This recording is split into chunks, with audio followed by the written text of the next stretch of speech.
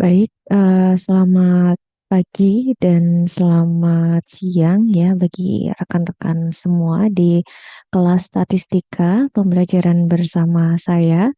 Kebetulan kelas statistika itu saya mengampu di pagi dan juga siang hari dan record Zoom ini diperuntukkan untuk pertemuan di minggu kedua, baik untuk kelas pagi ataupun di kelas siang. Baik, saya izin membuka perkuliahan pada pagi ataupun siang hari ini. Assalamualaikum warahmatullahi wabarakatuh, rekan-rekan mahasiswa semua. Di pertemuan kedua, kita akan membahas terkait dengan pengertian statistika, karena kita memang baru belajar terkait dengan statistika. Ini adalah pertemuan pertama, dan seperti yang saya sampaikan, saya menggunakan buku yang ditulis oleh Pak Suharyadi dan Pak Purwoko. Kemudian di pembelajaran hari ini kita akan mulai dengan pengertian dan juga penggunaan statistika. Nah, sebelum kita lebih lanjut membahas apa itu statistika dan bagaimana cara statistika itu bekerja, kita akan mulai lebih dulu dengan memahami statistik dan statistika. Nah, kalau misalnya teman-teman biasanya melihat sebuah kumpulan angka yang lebih dari satu dan biasanya datanya itu mungkin bisa ratusan, puluhan, bahkan ribuan, maka itu bisa teman-teman artikan sebagai statistik. Tetapi ketika kita mencoba untuk mengumpulkan angka-angka tersebut, kemudian menata mungkin dari ukuran yang terkecil menuju ukuran yang terbesar atau dari yang terbesar menuju yang terkecil, kemudian teman-teman menyajikan, entah menyajikan itu dalam bentuk tabel, dalam bentuk kurva, dalam bentuk pie chart, kemudian teman-teman melakukan analisis atau mencoba membaca informasi apa yang ada dalam data tersebut dan juga menginterpretasikan itu berarti mencoba untuk memaknai dari sekian banyak data yang ada menjadi sebuah informasi untuk membantu pengambilan keputusan, maka ini kita bisa deskripsikan sebagai statistika. Dan nanti kita akan memahami satu persatu cara kita melakukan pengumpulan data seperti apa, kemudian cara kita menata, menyajikan, menganalisis hingga menginterpretasikan. Saya akan memberikan satu contoh yang teman-teman juga bisa pahami di pembelajaran kali ini.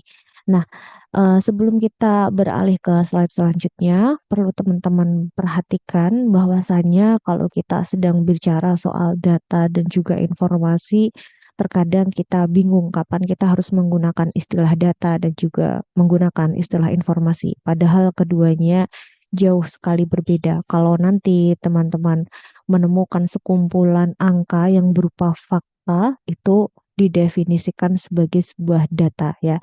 Data itu sesuatu yang mentah yang belum bisa kita pahami apa maknanya. Sedangkan kalau informasi itu adalah sesuatu yang sudah tersusun dan bisa kita pahami dan kita bisa melakukan pengambilan keputusan, itu baru disebut dengan informasi begitu. Jadi di kedepannya mohon untuk rekan-rekan juga bisa melakukan pembedaan makna dari penggunaan kata data dan juga informasi. Nah, di sini saya menyajikan sebuah contoh tabel 1.1 ya, rekan-rekan semua. Di sini terdiri dari data-data saham perusahaan otomotif dan juga komponennya di Bursa Efek Indonesia pada tanggal 11 November 2013. Dan data ini dikumpulkan dari www.duniainvestasi.com ya. Ini merupakan langkah pertama dalam statistika, yaitu melakukan pengumpulan data. Dan pengumpulan data ini teman-teman bisa lakukan dari mana saja. Nanti kita akan coba cari tahu bagaimana cara melakukan pengumpulan data. Kalau data yang ditampilkan saya saat ini merupakan data yang bersumber dari website. Nah, sebelum kita mulai membaca tabel yang ada di bawah sini, di sini ada istilah BEI atau kita kenalnya sebagai Bursa Efek Indonesia atau IDX. Itu merupakan sebuah wadah bagi perusahaan untuk melakukan listing atau jual beli saham bagi tentu saja perusahaan-perusahaan yang menjual sahamnya untuk publik ya. Kemudian di sini ada beberapa kode perusahaan yang teman-teman ketahui. Mungkin saja ada salah satu dari kode-kode ini yang teman-teman sudah tahu karena mahasiswa saat ini juga sudah mulai aktif berinvestasi dan kalau misalnya teman-teman melakukan jual beli saham biasanya mereka tidak akan menggunakan nama perusahaan yang cukup panjang tetapi mereka akan menggunakan kode ya. Eh, Kode-kode ini akan selalu terdiri dari 4 huruf dan tidak akan ada yang sama. Nah, contohnya saja di yang pertama ini ada kode ASII, itu merupakan kode dari perusahaan Astra International. Kemudian yang kedua ada Auto, itu adalah salah satu atau anak grup ya dari anak perusahaan dari grup Astra International yaitu Astra Otomotif, kemudian Astra Autopart, kemudian ada Bram. Kemudian ada GJTL itu Gajah Tunggal dan lain sebagainya. Nanti rekan-rekan apabila penasaran ini itu perusahaan apa saja, teman-teman sebenarnya bisa langsung googling, kemudian kode masukkan 4 hurufnya, kemudian dicari googling ini kode perusahaan apa. Itu biasanya sudah banyak informasi di sana gitu. Nah, kemudian ada tabel previous. Previous itu berarti data harga saham tahun sebelumnya ya, karena ini data yang ditampilkan adalah tahun 2013, otomatis di kolom previous ini adalah harga saham di tahun 2012. Kemudian kalau open itu berarti adalah harga saham saat dibuka, yaitu di tanggal 1 Januari, atau misalnya apabila di tanggal 1 Januari itu merupakan hari Sabtu Minggu, hari Sabtu Minggu itu Bursa Efek Indonesia tidak akan melakukan pembukaan atau pembukaan ya teman-teman ya, sehingga bisa saja di tanggal 2 ataupun tanggal 3. Ya, intinya open ini adalah harga saham pembuka di suatu tahun. Kalau di sini berarti di tahun 2013 ya. Kemudian kalau high itu berarti eh, harga saham tertinggi sepanjang tahun itu berapa. Kemudian kalau low itu adalah harga terendah sepanjang tahun. Kemudian close itu kebalikannya dari open berarti harga yang menjadi harga saham penutup di akhir tahun. Kemudian change itu berarti data dari tahun sebelumnya akan dibandingkan dengan harga penutup di tahun ini gitu. Nah, kemudian di sini ada volume. Volume itu merupakan informasi berapa ribu lembar saham yang sedang beredar gitu. Nah, nanti teman-teman akan semakin familiar dengan data-data ini ketika teman-teman mengerjakan skripsi ataupun tugas akhir. Ya. Nah, kemudian kita akan masuk ya. Sebenarnya tadi yang bagian pertama itu kan adalah mengumpulkan data ya. Kemudian menata data itu sebenarnya masuk ke dalam langkah yang kedua. Nah, pada tabel 1.1 telah disajikan data atau fakta yang masih mentah atau belum diolah. Nah, agar dapat digunakan dalam pengambilan keputusan, maka data harus diolah terlebih dahulu, kemudian disajikan agar lebih mudah dibaca atau dipahami. Kemudian cara untuk mengolah data itu ada banyak sekali, di antaranya adalah membuat distribusi frekuensi ya. Apa itu distribusi frekuensi? Yaitu mentransformasikan dari individu. Data individu itu berarti data informasi yang bukan kelompok seperti yang saya tampilkan di tabel sebelumnya ini. Ini adalah data individu. Kemudian kita akan mentransformasikan menjadi data kelompok. Dan ada beberapa langkah-langkah yang harus dipenuhi. Jadi kita tidak bisa sembarangan menentukan eh, jangkauan, tidak bisa sembarangan dalam menentukan jumlah kelas yang ada gitu karena datanya sangat banyak saya mau membagi menjadi 10 kelas itu tidak boleh ya. Untuk menentukan kelas-kelasnya itu harus dihitung dengan menggunakan perumusan matematis. Kemudian setelah nanti dihitung untuk mengetahui berapa jumlah kelas yang harus disediakan maka rekan-rekan juga akan melakukan perhitungan kelas interval yaitu eh, menentukan titik paling kecil dan juga titik paling besar dalam sebuah kelas. Kemudian yang terakhir adalah teman-teman bisa menyajikan data dalam bentuk tabel ya sebelum diolah menjadi tampilan-tampilan yang lain. Nah, kita akan langsung saja masuk ke langkah yang pertama yaitu mengurutkan data dari yang terkecil ke data yang terbesar ya.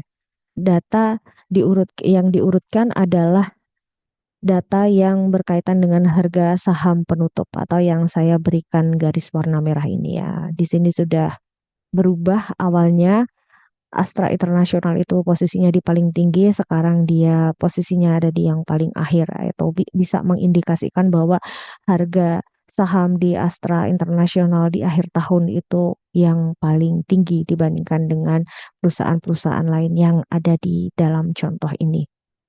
Begitu. Nah, teman-teman juga nanti bisa misalnya mau melakukan analisis terkait dengan data tahun sebelumnya, otomatis ya harus diurutkan dengan data tahun sebelumnya ataupun data-data yang lain ya.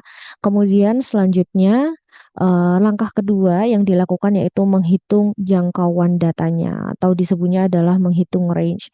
Bagaimana cara kita bisa mendapatkan nilai range? Berarti kita harus mengukur X yang paling besar dan X yang paling kecil. Nah, kalau di data yang saya tampilkan sebelumnya, data terbesarnya adalah 6.750 punyanya Astra Internasional dan eh, saham dari kode PRAS yang nilainya adalah 194 sehingga kita bisa mengetahui bahwa range dalam data ini adalah 6.556.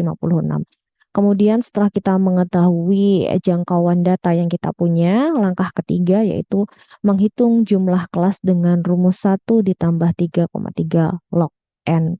N itu berarti jumlah sampel ya. Kalau N-nya simbolnya besar berarti itu mengindikasikan populasi. Jadi N yang biasanya teman-teman gunakan untuk mengetahui berapa jumlah dari objek penelitian kita itu harus diperhatikan dengan betul N-nya kecil atau N-nya besar.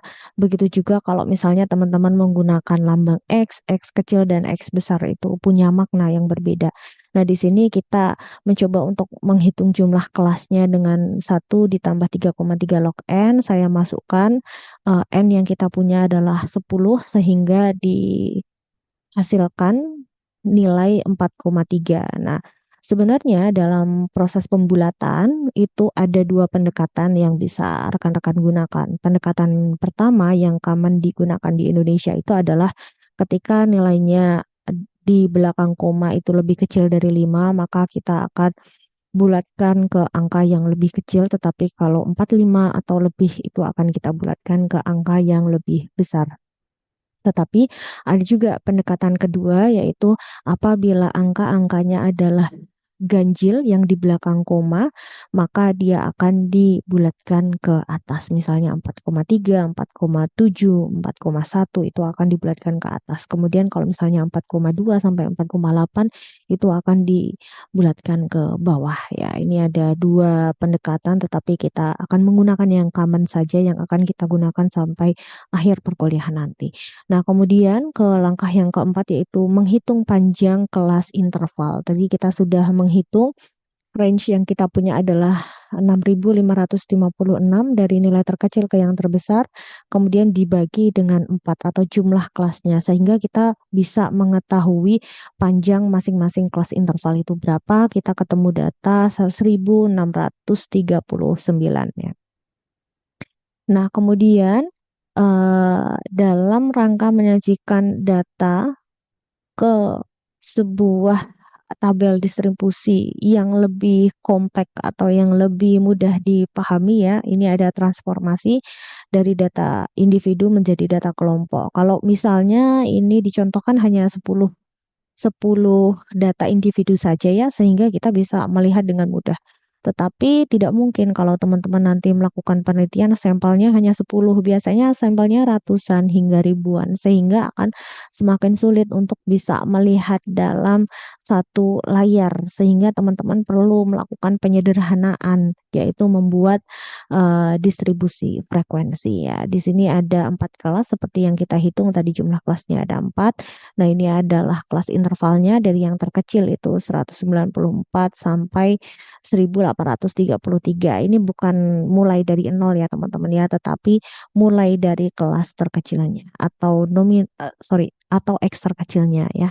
Kemudian di range berikut jumlah yang diperoleh ternyata ada dua data, yaitu data dari perusahaan Pras dan juga Massa. Kemudian di kelas yang kedua dari 1834 sampai 3473 ada 4 dan seterusnya ya, sehingga ketika kita jumlahkan hasilnya sama dari data individu ataupun data kelompok, jumlahnya sama dengan 10 begitu.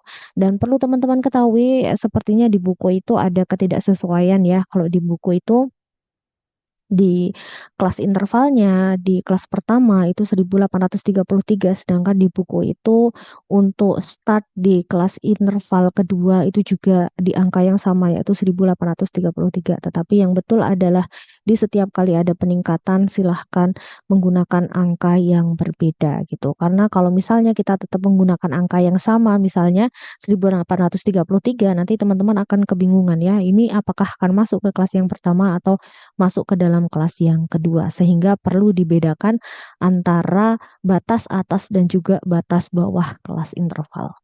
Nah, selanjutnya eh, setelah data disajikan dalam bentuk tabel ya, ini adalah yang paling mudahnya, tapi kalau misalnya teman-teman pengen bisa melihat dengan lebih jelas lagi, maka biasanya bisa didukung dengan menampilkan sebuah grafik atau diagram atau bahkan pie chart ya, untuk mengetahui mana yang paling tinggi, mana yang paling rendah. Itu biasanya bisa didukung dengan alat bantu seperti grafik ataupun diagram ya. Dan di sini saya menampilkan seperti halnya yang ada di buku, yaitu dengan grafik poligon untuk melihat bagaimana data yang diperoleh sebelumnya disederhanakan menjadi sebuah gambar yang lebih mudah nantinya untuk melakukan pengambilan keputusan ya.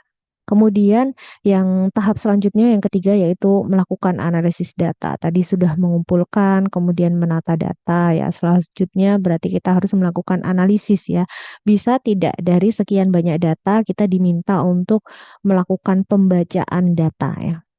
Nah, di sini bisa kita peroleh informasi dari tabel yang sudah yang teman-teman bisa lihat di sini, bahwa kelas satu di rentang harga 194 sampai 1833, oh ternyata ada dua perusahaan, atau biasanya dipresentasikan juga boleh ya, 20% dari saham yang kita teliti ternyata ada di rentan 194 sampai 1833. Kemudian 40% dari sampel yang kita punya ternyata berada di rentang 1834 hingga 3473 harga sahamnya, dan 30% dari harga saham yang kita punya dari sampel yang kita punya ternyata berada di rentan harga 3474 sampai 5113 dan seterusnya.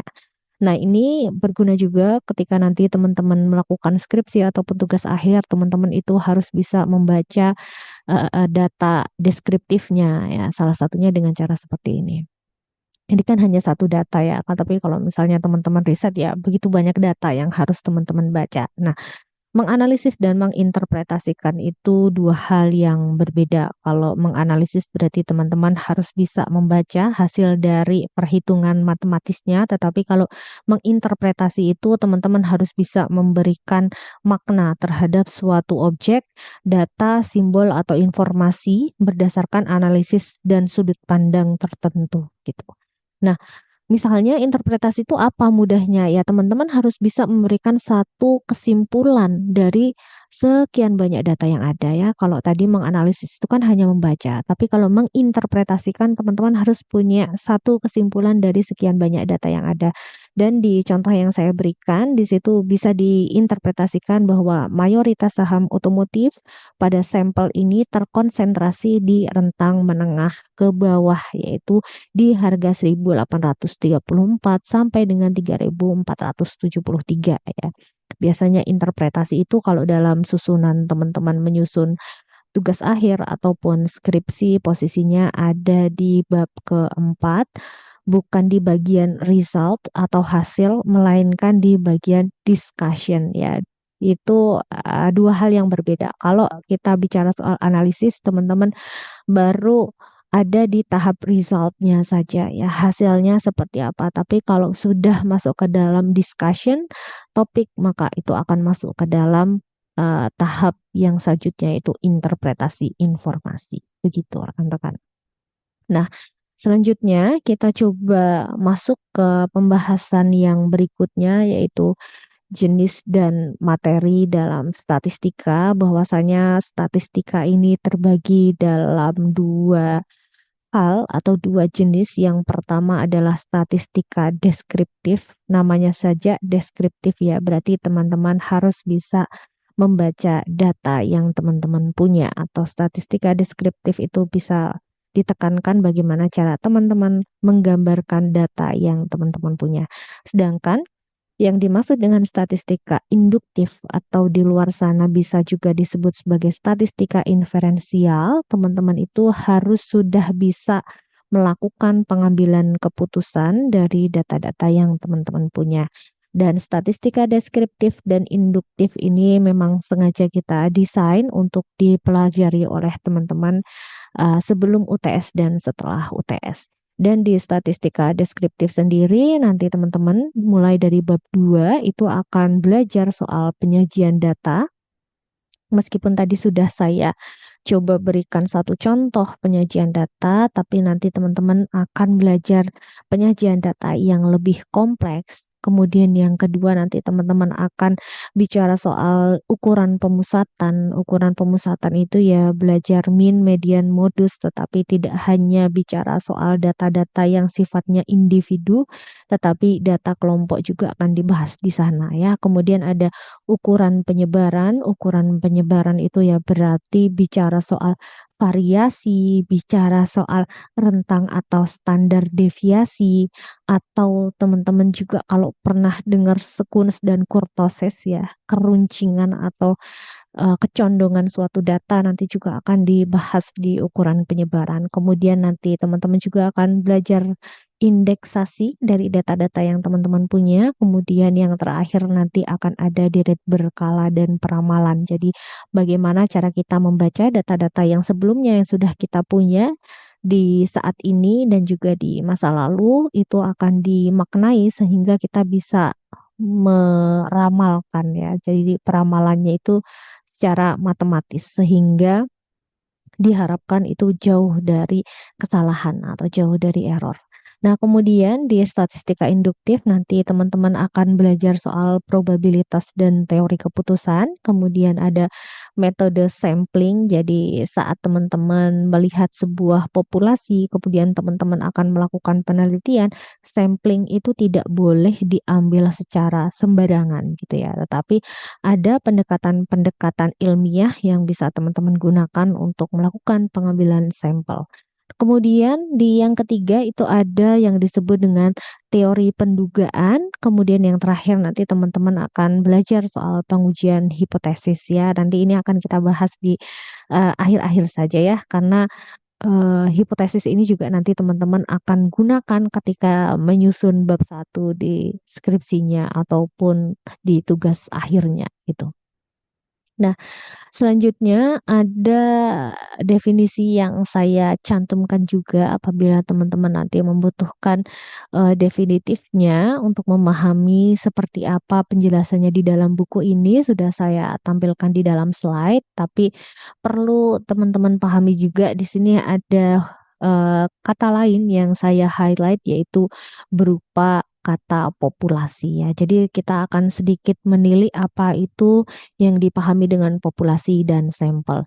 Di dalam buku yang kita gunakan disampaikan bahwa makna dari populasi itu merupakan sebuah kumpulan dari semua kemungkinan-kemungkinan.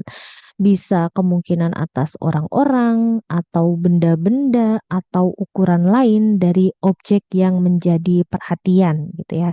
Tetapi perlu dipahami juga kalau kita melakukan sebuah penelitian, apabila kita juga punya keterbatasan jangkauan, keterbatasan waktu, maka kita sebenarnya bisa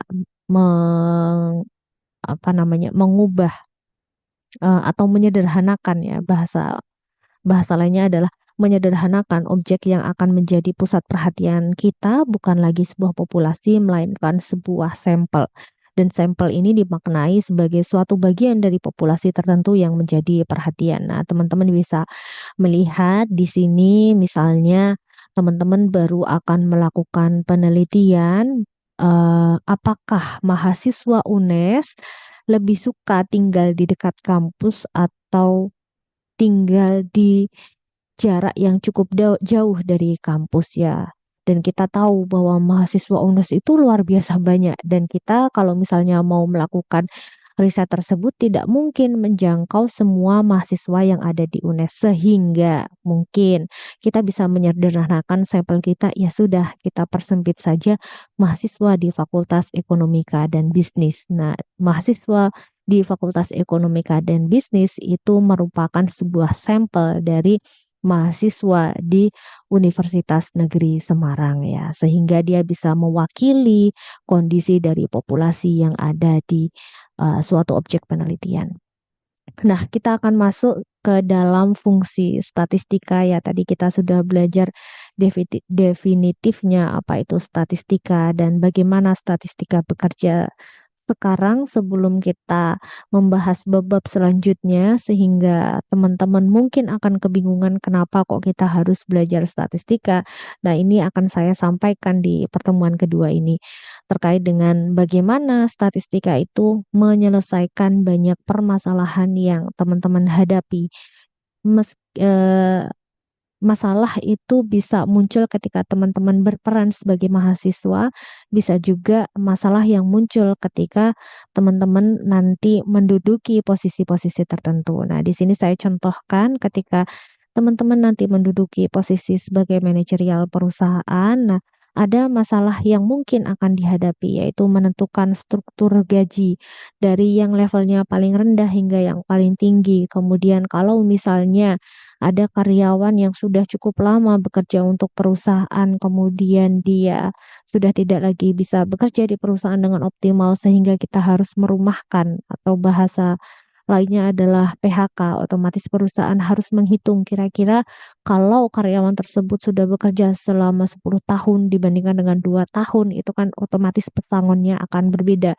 Kemudian perusahaan mungkin perlu menghitung tunjangan karyawan. Nah, ketiga hal tersebut sebenarnya bisa diselesaikan dengan menggunakan statistika ya, yaitu dengan cara mempelajari range ya, kira-kira untuk jabatan tertentu, untuk durasi waktu tertentu, berapa gaji, pesangon atau tunjangan yang pantas untuk diberikan. Kemudian yang kedua yaitu penentuan jumlah persediaan barang, barang dalam proses, barang jadi ya. Biasanya ketiga hal ini tentunya akan diletakkan di gudang sehingga perusahaan perlu melakukan perhitungan dengan presisi kapan harus menambah stok yang ada di gudang, kapan harus menjual barang-barang yang masih ada di gudang sehingga barang-barang tersebut tidak menumpuk yang kemudian kadaluarsa di dalam gudang. Nah, itu juga bisa dilakukan penyelesaiannya dengan perhitungan statistika. Kemudian yang ketiga ada evaluasi produktivitas karyawan. Misalnya perusahaan ingin memberikan penghargaan kepada karyawan yang paling disiplin, otomatis hal yang paling mudah saja. Data-data dari karyawan itu harus diurutkan dari yang terkecil ke yang terbesar. Mana yang karyawan yang bekerja di perusahaan atau posisinya selalu ada di perusahaan dalam jumlah jam yang lebih tinggi dibandingkan yang lain, atau mana karyawan yang suka datang lebih pagi dibandingkan dengan karyawan yang lain. Itu juga meskipun hal sederhana, penyelesaiannya juga disebut dengan penyelesaian statistika. Kemudian ada evaluasi kinerja perusahaan. Di tahun berapa perusahaan paling merugi? Di tahun berapa perusahaan mendapatkan keuntungan paling tinggi? Itu juga bisa diselesaikan dengan statistika. Kemudian kalau kita di akuntansi bisa saja menentukan standar audit barang dan jasa diselesaikan dengan statistika. Kemudian yang kedua itu kalau nanti teman-teman belajar depresiasi, salah satunya itu ada garis lurus. Di dalam garis lurus tersebut teman-teman juga sebenarnya sedang melakukan perhitungan rata-rata dan rata-rata itu bagian dari statistika. Kemudian di yang ketiga itu ada analisis dari rasio keuangan perusahaan, itu juga bagian dari statistika. Kemudian kalau teman-teman nanti menduduki jabatan di keuangan. Di situ ada potensi peluang kenaikan dan juga penurunan harga saham, suku bunga, reksadana, sehingga teman-teman perlu melakukan forecasting atau peramalan kira-kira nih tahun depan harga saham kita bakal naik atau turun. Nah, itu juga bisa diselesaikan dengan statistika. Kemudian masalah lain di pengguna keuangan yaitu tingkat pengembalian investasi beberapa sektor ekonomi ya. Seberapa cepat investasi itu bisa dikembalikan itu juga bisa dihitung dengan statistika. Nah, kemudian masalah lain yaitu ada analisis pertumbuhan laba dan cadangan usaha, kemudian ada analisis resiko setiap usaha dan lain sebagainya. Nah, kemudian di bagian lain yang menggunakan statistika selain tiga tadi yang sudah saya sebutkan, ada juga orang-orang di ekonomi pembangunan, kemudian di agribisnis, kemudian di pemasaran ya. Tentu saja ketiga hal tersebut itu masing-masing akan menggunakan statistika sesuai dengan kebutuhan perusahaan atau posisinya. Nah, selanjutnya di sini ada jenis data, bahwa data itu dibagi menjadi dua kelompok. Yang satunya adalah data kualitatif atau data-data yang sifatnya bukan angka, melainkan sebuah kata ya. Misalnya di sini ada jenis kelamin ya, kemudian ada warna kesukaan ya, ada biru, ungu, kuning dan lain sebagainya, itu kan bukan angka. Kemudian yang ketiga asal suku ya, dari Jawa, dari Papua, dari Madura dan lain sebagainya. Tetapi kalau dalam sebuah penelitian bisa nggak data yang bukan angka itu kemudian diubah menjadi angka? Bisa, namanya ditransformasikan ya, dari data yang sifatnya kualitatif menjadi data kuantitatif ya. Kemudian nanti kita akan eh, contohkan ketika kita membahas skala nominal ya. Kemudian data yang kedua itu adalah data kuantitatif atau data yang memang murni berupa angka. Dan data kuantitatif ini masih dibagi lagi. Yang pertama berupa data diskret dan yang kedua adalah data kontinu. Nah, makna dari data diskret sendiri itu merupakan data kuantitatif yang nilainya khusus dan merupakan hasil dari perhitungan serta biasanya berupa bilangan bulat. Maka di situ dicontohkan jumlah mobil, jumlah staf, jumlah TV, karena mereka nggak mungkin berupa pecahan ya. Masa iya ada mobil 1,5 ya, nggak bisa dijalankan juga ya. Ada staf 1,3. Nah, itu gimana perhitungannya ya? Nggak bisa. Nah, itu disebutnya adalah data diskret, bukan data pecahan dan biasanya merupakan data hasil suatu penjumlahan. Kemudian yang kedua adalah data kontinu. Data kontinu itu dimaknai sebagai data kuantitatif yang nilainya menempati semua interval pengukuran dan merupakan hasil pengukuran serta bisa berupa bilangan pecahan, sehingga di situ contohnya adalah berat badan, jarak kota, luas rumah, karena ketiga data tersebut bisa berupa data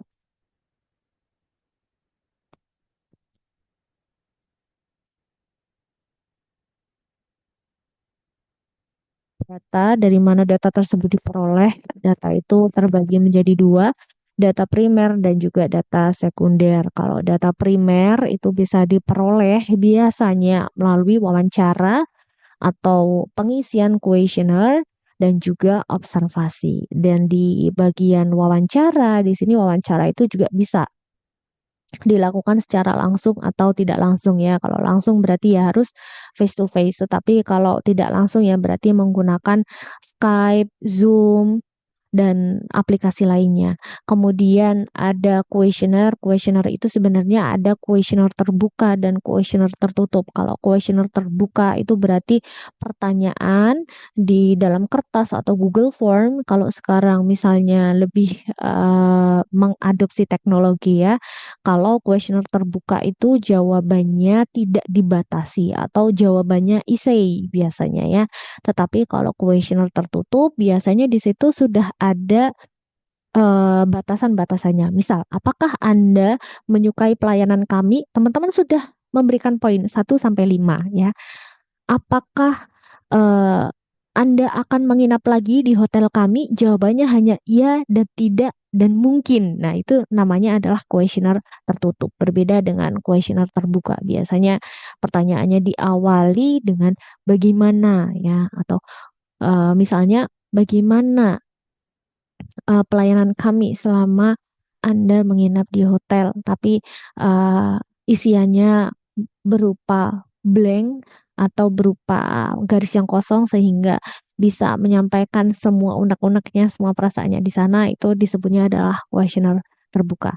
Kemudian yang ketiga atau yang keempat ya ini masuknya adalah observasi. Observasi berarti mendatangi secara langsung sehingga peneliti itu akan on-site di satu daerah atau di satu tempat di mana dia melakukan penelitian, kemudian akan mencoba untuk memperoleh data secara langsung di tempat tanpa berinteraksi dengan siapapun ya, itu namanya observasi. Nah, kalau misalnya sudah ngobrol sama pegawainya masuknya mana ya? Harusnya masuk ke dalam kategori wawancara ya. Kemudian yang selanjutnya sumber data itu juga mungkin untuk bisa dimiliki eh, secara atau diperoleh dari pihak ketiga. Jadi bukan dari kita, bukan dari orang yang sedang kita teliti atau entitas apapun yang sedang kita teliti, bisa saja disediakan oleh website atau organisasi lain atau badan usaha lain. Nah, contoh sumber data yang biasanya bisa kita peroleh dari sumber lain adalah laporan keuangan ya. Biasanya kita dapat laporan keuangan itu di Bursa Efek Indonesia ya atau di websitenya perusahaan. Nah, kemudian kalau misalnya teman-teman pengen tahu sensus penduduk di Indonesia dapatnya dari mana atau pendapatan di Indonesia paling tinggi dari sektor mana ya teman-teman silahkan mengunjungi websitenya mengunjungi websitenya Badan Pusat Statistik ya. Kalau misalnya teman-teman pengen mengetahui nilai tukar rupiah terhadap dolar atau nilai tukar rupiah terhadap yen misalnya ya teman-teman silahkan mengunjungi websitenya Bank Indonesia atau teman-teman juga bisa mendatangi websitenya World Bank atau International Monetary Fund ya gitu. Kemudian nah kita akan masuk ke dalam pembahasan yang terakhir yaitu berkaitan dengan skala pengukuran. Nah, skala pengukuran ini adalah cara untuk mengukur suatu variabel ya. Nanti kalau teman-teman sudah terbiasa dengan penelitian, teman-teman akan sangat kenal sekali dengan istilah variabel ya. Nah, variabel sendiri itu apa? Di sini saya tambahkan karena kita biasanya berkaitan dengan penelitian, maka yang saya sajikan adalah berkaitan dengan variabel penelitian ya. Di sini dimaknai sebagai segala atribut, karakteristik, sifat atau nilai dari orang, objek atau kegiatan yang memiliki variabel tertentu yang ditetapkan oleh peneliti untuk dipelajari dan ditarik kesimpulannya.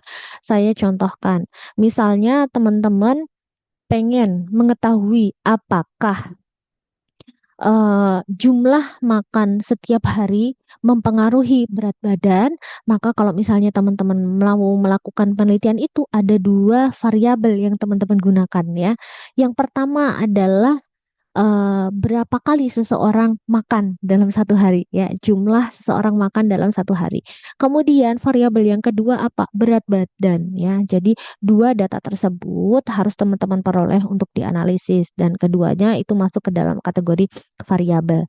Nah, di sini kalau misalnya teman-teman pengen mengukur variabel yang teman-teman punya itu sebenarnya ada empat jenis skala pengukuran. Yang pertama skala nominal, kedua adalah skala ordinal, ketiga skala interval, dan yang terakhir adalah skala rasio ya. Kita akan mulai dari skala nominal lebih dulu ya. Skala nominal ini merupakan jenis skala pengukuran yang paling dasar ya. Jadi kalau misalnya saya kembali lagi di slide yang ini, apakah memang biasanya tulisannya skala nominal, ordinal, interval, dan rasio? Iya, itu sudah by desainnya seperti itu karena semakin ke bawah pengukurannya itu akan semakin kompleks sehingga kita akan mulai dari tingkat yang paling dasar lebih dulu yaitu skala nominal. Nah, tujuannya untuk apa? Biasanya digunakan untuk mengklasifikasikan atau memberikan label variabel ke dalam kategori-kategori diskrit tanpa adanya urutan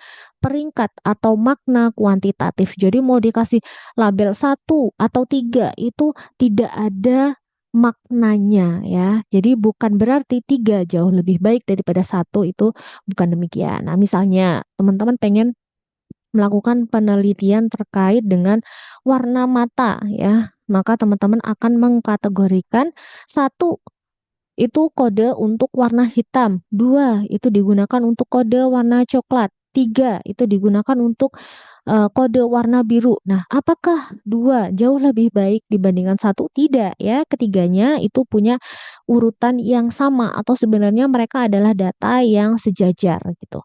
Kemudian contoh yang kedua itu ada jenis kelamin ya. Misalnya di sini satu laki-laki, dua perempuan, tiga waria misalnya ya. Apakah satu lebih baik daripada yang nomor tiga? Tidak ya. Jadi ketiga data ini sifatnya adalah setara. Kemudian ada agama, misalnya teman-teman pengen melakukan penelitian ini, maka teman-teman bisa mengkategorikan uh, kode satu itu untuk agama Katolik, kode 2 untuk Buddha, 3 untuk Islam, 4 untuk Hindu, dan lain sebagainya. Atau bisa juga negara. Satu kode untuk Vietnam, dua untuk Indonesia, tiga untuk Malaysia, dan seterusnya ya. Ini intinya kalau nomor itu hanya sebuah label untuk memberikan makna dari informasi yang sifatnya adalah kualitatif ya. Nah, selanjutnya kita akan masuk kategori yang kedua nih. Ini bukan angka pasti ya. Ini bukan angka pasti, bukan angka interval ataupun bukan angka rasio, tetapi ini hanya pelabelan sama halnya dengan yang nominal tadi ya. Tetapi dia memiliki peringkatnya. Jadi nomor satu jauh lebih rendah daripada yang nomor dua lebih rendah dari nomor tiga atau kebalikannya ya, itu ada maknanya. Misalnya di sini teman-teman mau melakukan pemeringkatan lomba, maka juara satu itu otomatis akan lebih baik daripada juara dua, akan lebih baik atau lebih tinggi dibandingkan dengan juara tiga. Atau misalnya teman-teman pengen melakukan pengkodean tingkat pendidikan, misalnya apakah tingkat pendidikan mempengaruhi penghasilan gitu ya. Maka satu kode untuk SD, dua kode untuk SMP, tiga kode untuk SMA, empat kode untuk S1. Fungsinya untuk apa? Semakin tinggi tingkat pendidikannya, harusnya logikanya semakin tinggi juga pendapatan yang diperoleh ya. Kemudian contoh lainnya lagi tingkat kepuasan bintang satu, bintang 2 sampai dengan bintang 5. Ya, bintang 5 akan jauh lebih bagus dibandingkan dengan bintang satu. Meskipun sekali lagi kita tidak sedang bicara soal angka, tapi pelabelan ya, atau pelekatan angka di dalam sebuah kata atau frasa ya. Kemudian yang terakhir ada tingkat ekonomi. Tingkat ekonomi rendah, tingkat ekonomi menengah, dan juga tingkat ekonomi tinggi. Nah, ini dikodekan rendah satu, menengah dua, tinggi poinnya tiga ya. Jadi ini sebuah pemeringkatan. Nah, kemudian yang selanjutnya itu ada yang disebut dengan skala interval. Nah, skala interval ini merupakan jenis skala pengukuran kuantitatif yang mengurutkan data dengan jarak. Nah, ini seperti data yang tadi pertama saya contohkan. Kalau misalnya teman-teman penasaran, data interval itu seperti apa sih gitu ya, teman-teman silahkan kembali ke slide awal saya yang tadi saya gunakan untuk memberikan contoh bagaimana statistika bekerja ya. Dan juga skala interval ini eh, tidak memiliki nilai nol mutlak atau nol sejati. Maksudnya gimana nol sejati? Ya berarti kalau misalnya nih suhunya nol, apakah suhunya berarti tidak ada? Enggak, nol itu sebuah derajat ukuran ya. Apakah minus satu nggak ada? Ada, tetapi itu lebih dingin. Jadi di sini dikatakan bahwa tidak memiliki nilai nol mutlak ya, atau nol sejati. Nah, ciri utamanya adalah perbedaan nilai itu dapat diukur dan bermakna, sering digunakan dalam statistik untuk rata-rata dan deviasi standar. Nah, contohnya di sini ada suhu yang diukur dengan menggunakan Celcius atau Fahrenheit. Selisih dari 10 derajat Celcius ke 20 derajat Celcius itu sama halnya dengan 30 derajat Celcius ke 40 derajat Celcius ya. Dua-duanya itu selisihnya adalah 10 derajat Celcius. Nah, tetapi 0 derajat Celcius bukan berarti tidak ada suhu, tetapi memang suhunya berada di titik 0 derajat Celcius ya. 0 itu tetap ada gitu ya, bukan berarti 0 itu tidak ada. Kemudian ada skor IQ. Jarak skor 100 ke 110 sama dengan 110 ke 120. Dua-duanya berjarak 10. Sama kan tadi kalau di kelas interval itu jaraknya satu kelas dengan kelas yang lain itu harus sama ya. Di sini ada catatan juga nih, kalau misalnya teman-teman menggunakan skala interval. IQ 0, apakah berarti tidak ada kecerdasan? Tetap ada, tetapi skornya adalah 0 ya. Jadi dia bukan berarti tidak ada kecerdasan sama sekali gitu.